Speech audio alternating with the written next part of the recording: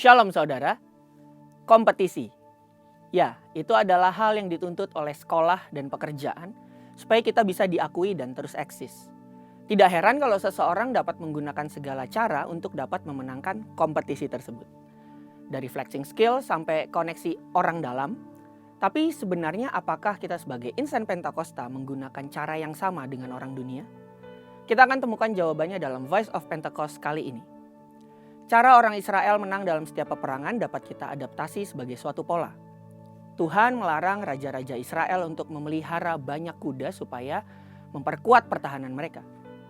Padahal waktu itu bangsa lain seperti Mesir menggunakan jumlah serta kemegahan kuda serta kereta mereka untuk dapat memenangkan perang. Lalu bagaimana bangsa Israel untuk menang perang pada waktu itu? Setidaknya ada dua prinsip penting yang menjadi rahasia kemenangan bangsa Israel. Prinsip yang pertama, mereka diminta untuk hidup takut akan Tuhan dan hidup sesuai dengan ketetapan yang telah diberikan Tuhan melalui hukum Taurat. Bukan kuda atau kereta perang yang membuat mereka menang perang, tapi apakah bangsa Israel sedang hidup takut akan Tuhan atau tidak. Sikap takut akan Tuhan inilah yang akan menjadi bukti bahwa bangsa Israel menaruh kepercayaan penuh kepada Allah, sehingga Allah memberikan kemenangan kepada mereka. Prinsip yang kedua adalah Tuhan memberikan kemenangan kepada seseorang atau bangsa yang terikat perjanjian dengannya. Tanda perjanjian Tuhan kepada seseorang biasa disahkan dengan penumpangan tangan atau penuangan minyak urapan. Mazmur 20 ayat 7. Sekarang aku tahu bahwa Tuhan memberikan kemenangan kepada orang yang diurapinya dan menjawabnya dari sorganya yang kudus dengan kemenangan yang gilang gemilang oleh tangan kanannya. Ayat ini mengajarkan bahwa kemenangan tidak diberikan kepada semua orang, karena kemenangan adalah pemberian Allah kepada orang-orang pilihannya. Ketika Tuhan berperang ganti kita orang yang diurapinya, maka kemenangan sudah pasti kita raih bersama dengan Dia. Kita sebagai insan Pentakosta perlu memiliki beberapa aspek atau gaya hidup untuk menjalani kehidupan yang adalah medan peperangan. Yang pertama, hidup sebagai pribadi yang diurapi. Waktu seseorang lahir baru, Roh Kudus memeteraikan perjanjian rohani kita sebagai anak-anak Tuhan. Tuhan terus berkarya dengan pengalaman baptisan Roh Kudus dengan tanda awal berbahasa roh, sehingga ada urapan dan kuasa bagi kita untuk menyelesaikan amanat agung. Pengurapan inilah yang membuat kita berjalan dari kemenangan demi kemenangan. Tapi bagaimana caranya? Pengurapan itu yang akan mengajar kita mengerjakan hal-hal sulit, menuntun untuk mengambil keputusan tepat, dan menolong untuk menerobos tantangan dalam menjalankan panggilannya. Tapi, kita perlu menjaga pengurapan dengan hidup intim dan takut akan Allah. Karena kedua hal tersebut akan membuat urapan selalu baru setiap pagi dan menjadi persediaan minyak di dalam buli-buli kita. Jadi, kehintiman dan hidup kudus adalah sikap yang kita butuhkan untuk memperoleh hidup yang berkemenangan. Yang kedua, hidup senantiasa mengandalkan Tuhan.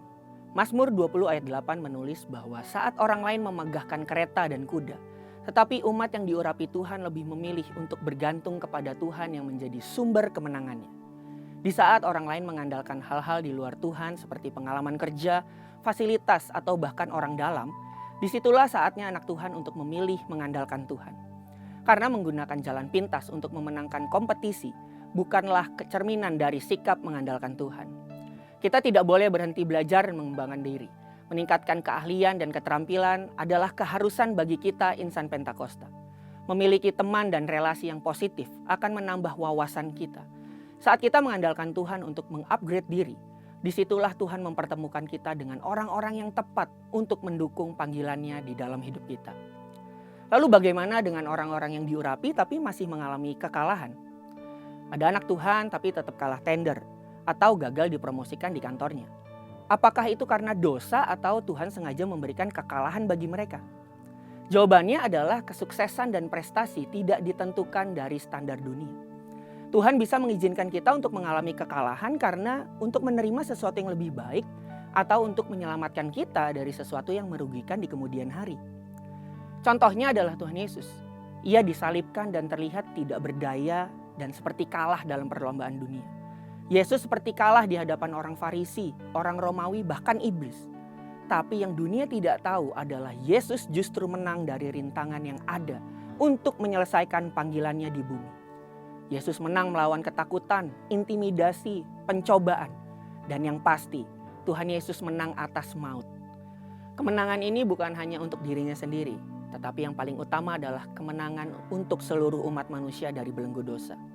Allah pasti memberikan kemenangan bagi orang yang diurapinya, tapi kita harus melihat dari kacamata Allah untuk memandang dan memaknai kemenangan itu. Jadi jawaban untuk pertanyaan di awal tadi adalah, kita insan Pentakosta yang diurapi Tuhan harus memiliki cara hidup yang berbeda dari orang dunia, terutama dalam cara kita memandang dan meraih kemenangan. Orang dunia bisa menggunakan cara-cara yang salah untuk meraih kemenangan, tetapi kita memiliki cara sendiri untuk meraih kemenangan yang diberikan Tuhan. Marilah kita memiliki keintiman yang berkualitas dengan Tuhan, senantiasa mengandalkan Tuhan dalam setiap aspek kehidupan kita. Inilah yang membawa kita hidup dalam pengurapan untuk meraih kemenangan dari Tuhan. Untuk penjelasan selengkapnya dari tim teologi kami, silahkan buka link yang ada di atas atau scan QR Code yang tersedia. Maranatha, Tuhan Yesus memberkati.